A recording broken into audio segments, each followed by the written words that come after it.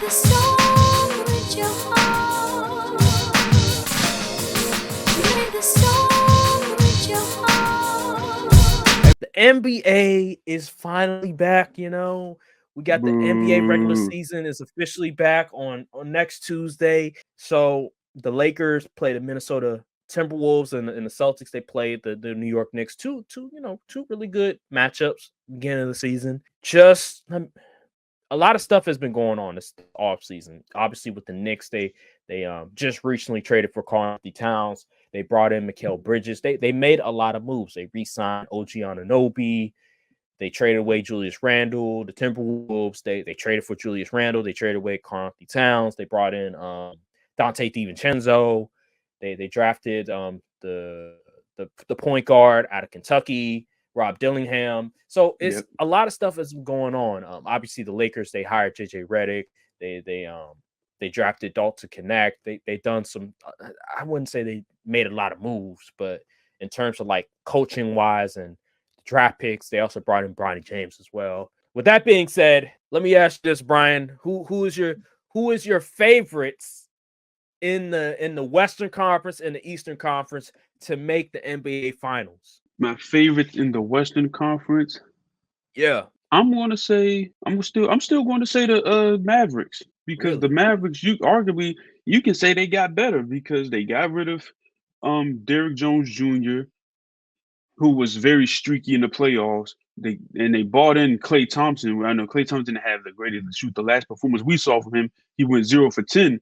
But from an offensive aspect, he still demands a certain level of attention. You won't be able to leave Klay Thompson open like they was able to leave Derrick Jones Jr. open. And yeah, and obviously, Derrick Lively, he's expected to make a year 2 leap. He was already pretty good defensively last year as a rookie. So who knows, he could get even better this year. They haven't really lost a bunch of dudes that you really lose sleep over. So yeah, I mean, hopefully they get Jaden Hardy more involved in the rotation. He's a young player. He could provide a spark off the bench with some scoring. But yeah, I mean, I still think the Mavs is still one of the top teams in the West. If not the Mavs, then it would be, I guess, the Timberwolves. But I still got to see how that Julius Randle, how does he mesh with the offense and things like that. And on the Eastern Conference side of the things, sorry to say it, I'm gonna still go with the Celtics. I mean, their roster is pretty much the same. All the continuity in the world. They just come off a championship. Jason Tatum, and I know people got stuff to say about Tatum. He's still nearly a 30 points per game scorer in the regular season, at least. And obviously, the team is good enough to fall back on Jaylen Brown in the playoffs if Tatum is struggling.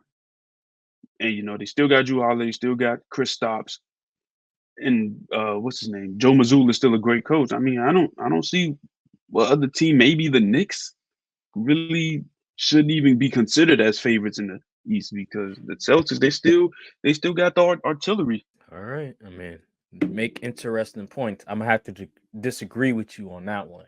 I think on the Western Conference front, I like the Thunder over the Mavericks and the Timberwolves. I think the Thunder are a more complete team. I like Shea Gilgeous-Alexander more than I do Anthony Edwards.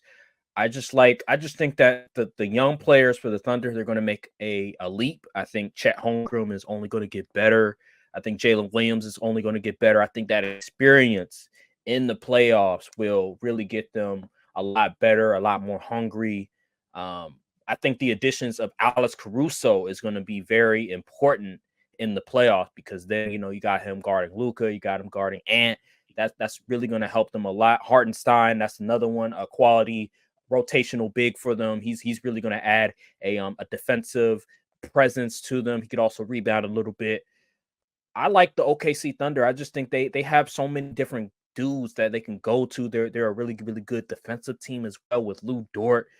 It's just so much stuff I like about the OKC Thunder, and they're young, but they're hungry and they're ready to go. That's just my opinion. I just think with the Mavericks, I think their window in terms of like going to the NBA Finals and possibly winning was last year. I think they found a perfect storm. They found the right matchups at the right time. And losing Derrick Jones, I forgot who else they lost, but I don't think they have the wing defenders to really make it difficult on the rest of the Western Conference. I think Klay Thompson, in my opinion, I'm not gonna say he's washed, but I don't think he's all that good. I think he's not going to be really much of a huge factor for them. Yeah, he can knock down some shots, but he's not the defender he once was. And I don't think Luka has enough help in order to win. Yeah, Kyrie is amazing. Yeah, Luka, he's an MVP caliber player, but you need guys that can defend on the wing, and you need besides they have a solid big man rotation, but you need the wing defenders. You need guys that can defend on the wing if you want to win, if you want to come out of the Western Conference. And I just don't see that happening. And I think Klay Thompson, what we saw last year when he went 0 for 10 from the field, I just don't see him turning back the clock and start being a dead-eye shooter like he used to. I just think this is just who he is. I And mean, yeah. those are solid points, but like I said, these other teams got to show me. The Thunder have to show me. Like I like the Thunder too. They would be in my top 3 if I had to rank the Western Conference teams, but they just got to show me when it was time to go against the Mavs. I mean, the youth showed, and players like J Dub, he wasn't hitting shots. Chet Holmgren wasn't particularly good. It was pretty much Shea and company out there. We all know Shea gonna be good. He gonna get his about 30 a game regardless, but all these other dudes, they got to step up. I like the Caruso additions and all of that, but you got to put points up. Will J Dub make the leap he needs to make offensively to be a real big contributor against these solid defensive teams in the Western Conference? It's yet to be seen. So I'm gonna just go with I do know versus projections or things that's supposed to happen. Okay. All right. Fair enough.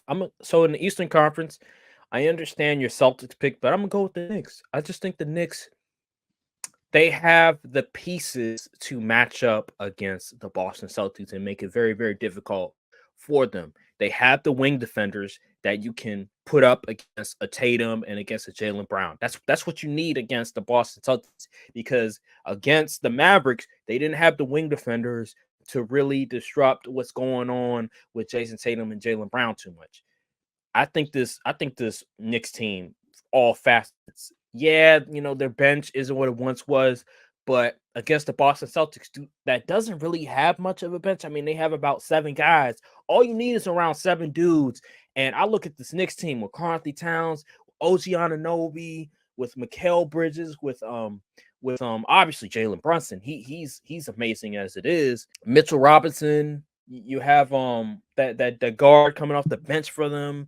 They got all these different dudes, man. I'm just like, they fit perfectly under Tibbs' system, and they match up well with the Boston Celtics, because you got to be gritty. You got to have some dogs up on your team in order to match up against the Celtics. That's why Miami was able to in the past couple of years, they were able to like really match up well against Boston Celtics, because they have a defensive identity. They're tough-minded. They got dudes that can defend and knock down shots. That's what the Knicks have. And I think they have better talent than what Miami had. And I expect them to be the favorites in the Eastern Conference. They're my favorites, and I think they're going to go to NBA Finals this year. I think they've made enough moves to really put them ahead of the Sixers and the Boston Celtics. I think the Kristaps Porzingis injury, he will eventually come back, but how good will he be when he comes back? Because that's another, again, Kristaps is hurt again. Like, can you count on him? Because he's going to be the wild card in all of this. If he's not anything like he was when he was healthy, then it's going to be a long day for the Boston Celtics. I mean, yeah, that makes sense. But my thing with the Knicks, I like the Knicks roster, honestly. It's just health mostly. It's like, ugh. Them Tibbs minutes over the course of a season, they wear down on you. When it's time to play playoff basketball, injuries start piling up. Like we've seen last year, Julius Randle was hurt. OG was hurt. Maybe some other injuries that I can't remember as right now. But yeah, that's how exactly. That's how the Pacers was able to get out and run on them. So, I mean, it's just a war of attrition when you get to the playoffs. And is the Tibbs 40+ minutes a game model sustainable in this era of basketball where players need more rest than ever? Because for whatever reason they're more brittle. I don't know how. We got the best sports science and nutritionists of all time, and then these dudes playing less and less games. I don't know how that happens, but yeah. At Beyond me, least the beyond at me. least the league is doing something to help eliminate back to backs. So, Yeah, but yeah, the Knicks will probably be my second team, honestly. yeah. I forgot to mention Josh Hart as well, and they also Oh have yeah, Josh. Oh yeah, they have that other McBride. guard McBride. So they have McBride. those Yeah, two dudes. They have those two dudes coming off the bench. I will say at least they got Yeah, some Iron Men. Well, as in like Mikal Bridges. See, I don't think he's ever missed a game. No. right, right. Yeah, They got it's a dudes really good. I hope we get a Celtics and Knicks series. That would move because I think the needle. I I think it will be like if we do get that series, it's really going to show like okay, Jason Tatum, like this is a good defensive team now. This ain't no slouch team right now. Like, can you overcome the circumstances? Like, can you show that no matter what defense you're going up against, that you can dominate, and it's not just Jaylen Brown that's carrying the team. Like, you can actually dominate. All right. I want to talk a little bit about we got, NBA. We got to talk about my team, man. You got to talk about the Lakers. I have to be realistic about this because yes, we finally got rid of that terrorist in Darvin Ham. Thank God. We try to joke around about the whole salute stuff, but it was just bad, man. It was just egregious what he was doing with that team.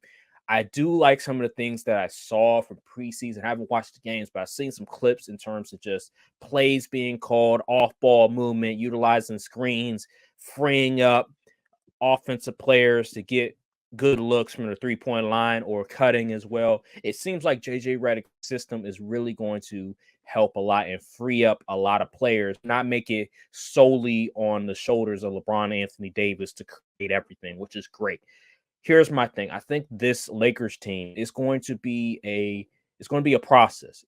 I expect them to start off slow. I don't think it's going to be one of those things where it's going to be perfect coming into the season. I expect them to lose against the Timberwolves this Saturday, this Tuesday, because I think they're still working through the motions on how to implement this offense when it comes to LeBron and Anthony Davis and everybody around him. It's gonna be a process. I think this team, they'll probably be like a 5th or 6th seed. I don't think they're gonna be in contention for an NBA championship because I just don't think they have the wing defenders, and I don't think they have the bigs enough besides Anthony Davis that can really challenge any of these teams in the Western Conference. They could win a playoff series, but for the most part, I think this is a 5th or 6th seeded team at best, in my opinion. Yeah, I'm in agreement there. I don't expect them to finish top 4 in the West, because of new system and all that. I'm not a big fan of. I wasn't a big fan of the JJ Redick hire. I'm sure he'll be better on the offensive end, but at the end of the day, you're still putting too much work on old man LeBron James. He's almost 40. You can't be having him still be like the number one dude offense. The offense needs to run through Anthony Davis. And from what I've been hearing, they said, I don't know if that's a troll quote or what. They were saying JJ Redick been telling him to shoot more threes in the offseason. I'm No, like, it's not a no. troll. It's not a Oh troll. my goodness. And he's But I believe actually. I'll Anthony say Davis this. said he wasn't doing it. So, No, he has. Here's what happened. So oh it's Lord. actually bode well for him. So like I think it was one of the preseason games. Anthony Davis had a really good game, and I think he made 4 threes one game. So I see why JJ Redick would want Anthony Davis to shoot more threes because probably the numbers, the analytics probably say so. I trust JJ Redick because it seems like he knows what he's doing. I just don't think that this team is ready from just a personnel standpoint. I don't think they have the requisite talent in order to compete with the elite teams in the NBA, unless they could always make a trade. But I don't trust Rob Pelinka to find the necessary trades in order to put this team over the top. So I'm gonna put this team. I would say they're a 5th or 6th seeded team. The offense will be better. They'll be more efficient, but defensively, I don't see them getting much better. Yeah. That's where I'm at with the Lakers pretty much. It's really just like you said, it's a process. You gotta trust the with no Trust consistency the though. Yeah, process. it's just What about your they'll be Bucks? all What right. about your Bucks? How you feel about your My Bucks? Bucks. You mean the Bucks? Your It's Bucks, Wiz because you Kings you over here. switched teams. You went Nope, from it's Wiz the Kids. Wizards. Oh, here we go. What do you think about the Bucks, man? Not great things. That's what I think. You got Doc Rivers and Darvin Ham on the same coaching staff. That's like Hitler and Stalin on the same team. But I don't have high expectations for them at all. I think they'll make the playoffs obviously because it's just Giannis and just so good. Dame, he's on the decline in my opinion. He's not a good dude just yet, but he has to show me something this year to even have a little bit of faith in this team because it's not looking great. They could end up a 5-6 seed in the East. I don't think they'll finish top 3 or top 4 in my opinion. Honestly, this kind of feels like a season where the Bucks fall short. They probably get bounced in the second round, and then Giannis gets traded to some team in the West or something. I don't know. Really? Yeah, you think Giannis is close to being on his way out? Is what you're saying? He's pretty it's much starting checked to it's out. starting to trend that way. I don't know about checking out, but like he said if they don't win a championship. He said I'm pretty sure he's just saying that to like for some type of in case he wants to ask for a trade. So he could be like, look, see, I told you they was going to trade me if we didn't win a championship. I already know his game, Mhm. but yeah, it kind of feels like the beginning of the end for the Bucks. Well, not the beginning and end, but like the decline is coming. The decline is the avalanche is coming. Yeah, What about we didn't talk about this, but so Kawhi Leonard he's gonna be out it indefinitely yet definitely is. again. Not no surprise. He still dealing with I think it's inflammation in his knee. At this point, is it over? Like, should we just say, hey, it was a great career? Like you had an amazing career, but it's time to hang it up because you just can't stay healthy. The Clippers, boy, oh boy, if I had, the SpongeBob song with the violin, it's one of those situations because boy, man, they have really fumbled it all. They fumbled it all. They put all their eggs in one basket in Kawhi Leonard and Paul George. Now Paul George is with the 76ers and Kawhi Leonard can't stay healthy.